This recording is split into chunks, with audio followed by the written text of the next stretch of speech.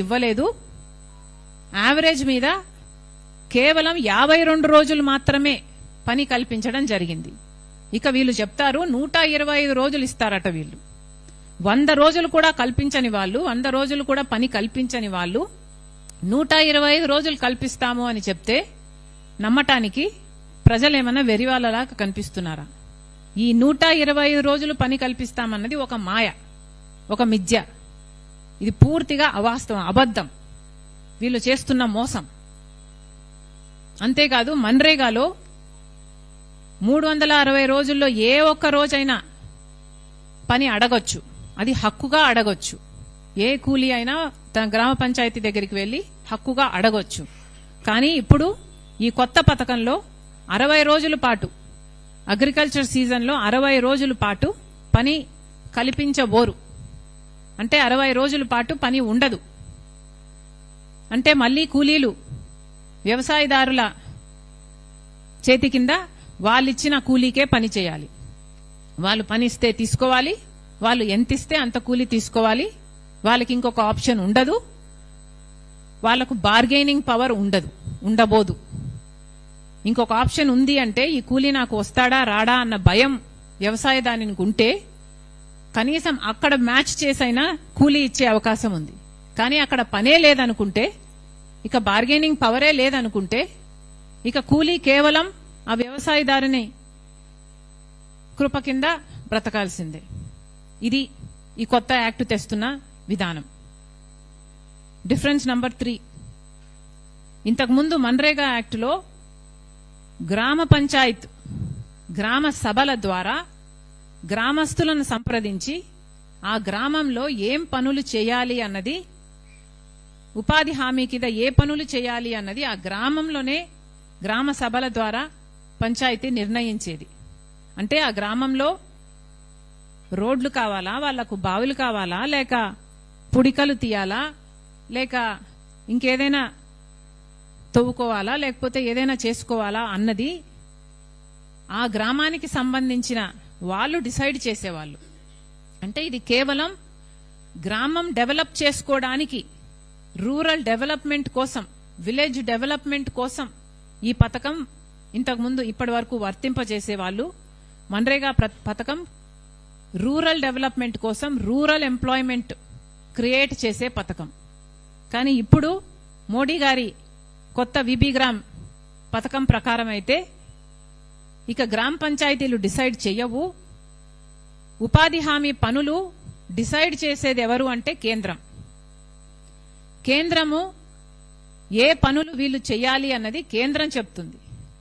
అంటే కాంట్రాక్టర్లు, కేంద్రం కాంట్రాక్టర్లు చేసే ప్రాజెక్టులకు పనులిస్తే ఇక కాంట్రాక్టర్లు ఈ ఉపాధి హామీ కూలీలకు వేతనాలు ఇస్తారన్నమాట. అంటే ఈవెన్చువలీ ఆ కాంట్రాక్టర్ చేసే ప్రాజెక్టులకు కూలీలను సప్లై చేసే వ్యవస్థగా ఇది మారిపోతుంది. ఇందులో ఎవరి మేలుంది? కార్పొరేట్ల మేలుందా, ప్రాజెక్టులు చేసే వాళ్ళ మేలుందా, లేక గ్రామస్తుల మేలుందా? గ్రామ స్వరాజ్యం అంటే ఏమిటి? డీసెంట్రలైజేషన్ ఆఫ్ పవర్ అంటే ఏమిటి? వీటికి ఏమైనా అర్థం ఉందా? వీళ్ళకేమైనా ప్రజల పట్ల ప్రేముందా? కూలీల పట్ల, వాళ్ళ జీవితాల పట్ల ఏమైనా చిత్తశుద్ధి ఉందా? వాళ్ళ జీవితాల్లో ఇది ఆడుకోవడం కాదా? పాయింట్ నంబర్ 4, మన్రేగా పథకం కింద 60% ఇప్పుడు కేంద్రం పెట్టుకుంటుందంట, 40% రాష్ట్రాల మీద ఆర్థిక భారం పడబోతుందట. మన్రేగా పథకం కింద 100% కేంద్రమే పెట్టుకునేది. 100% ఖర్చు మొత్తం కేంద్రమే పెట్టుకునేది. ఏదైనా మిషనరీ కాస్ట్ ఉంటే కూడా 75% కేంద్రమే పెట్టుకునేది. కానీ ఇప్పుడు వీళ్ళు తెచ్చిన విబి గ్రామ్ పథకం ప్రకారం అయితే 60% ఆఫ్ ద టోటల్ కాస్ట్ కేంద్రం ఇస్తుందట, 40% రాష్ట్ర ప్రభుత్వాలే భరించాలట. అంటే రాష్ట్ర ప్రభుత్వాల మీద పడుతున్న భారం ఎంతో గమనించండి. ఇక్కడ ఇది కేవలం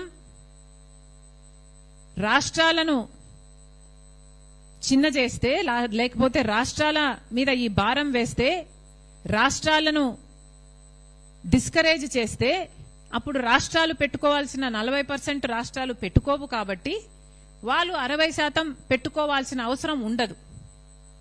సో బేసిక్గా ఈ పథకానికి ఇప్పటి వరకు సంవత్సరానికి 86,000 కోట్లు ఖర్చు చేస్తే అది మొత్తం మన్రేగాలో కేంద్ర ప్రభుత్వమే పెట్టుకునేది.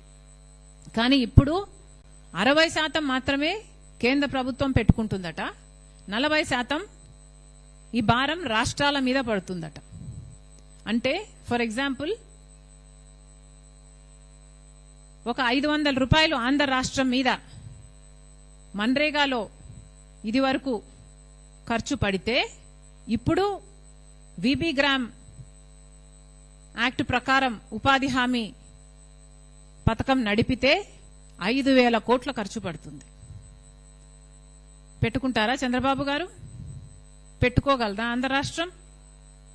ఇది పెట్టుకోలేదు కాబట్టే చంద్రబాబు గారు ఇప్పటికే కేంద్రం దగ్గర ఉపాధి హామీ పథకం కోసం మాకు అదనంగా డబ్బులు ఇవ్వండి అని అడగడం మొదలుపెట్టారు. అయ్యా చంద్రబాబు గారు, విబి గ్రామ్ పథకానికి మీరు ఈ బిల్లుకు మీరు మద్దతు ఇవ్వడం ఎందుకు? మళ్ళీ 40% భారం రాష్ట్రం మీద పడింది అని మళ్ళీ డబ్బులు అడుక్కోవడం ఎందుకు? ఇది చాలా అన్యాయం. రాష్ట్ర బడ్జెట్, రాష్ట్ర ప్రజలు, స్టేట్ ట్రెజరీ, ఇది ఆంధ్ర రాష్ట్ర ప్రజల హక్కు, ప్రజల సొమ్ము. అలాంటిది ఇప్పుడు 40% భారం రాష్ట్రం మీద పడబోతుంది అంటే, రాష్ట్ర ప్రజల మీద పడబోతుంది అంటే చంద్రబాబు గారు ఇది అనుమతించడం కూడా చాలా పెద్ద పాపం. This is not right. ఇంకొక తేడా ఏమిటంటే, మన్రేగా పథకం కింద హ్యూమన్ షిఫ్ట్, వర్క్ షిఫ్ట్ 7-8 గంటలో ఉండేది. కానీ ఇప్పుడు విబి గ్రామ్, మోడీ గారు విబి గ్రామ్ కొత్త యాక్ట్ ప్రకారం అయితే 12 గంటల పాటు మండుటి ఎండలో పని చేస్తేనే కూలీలు ఇస్తారట. ఇంకా చాలా తేడాలున్నాయి.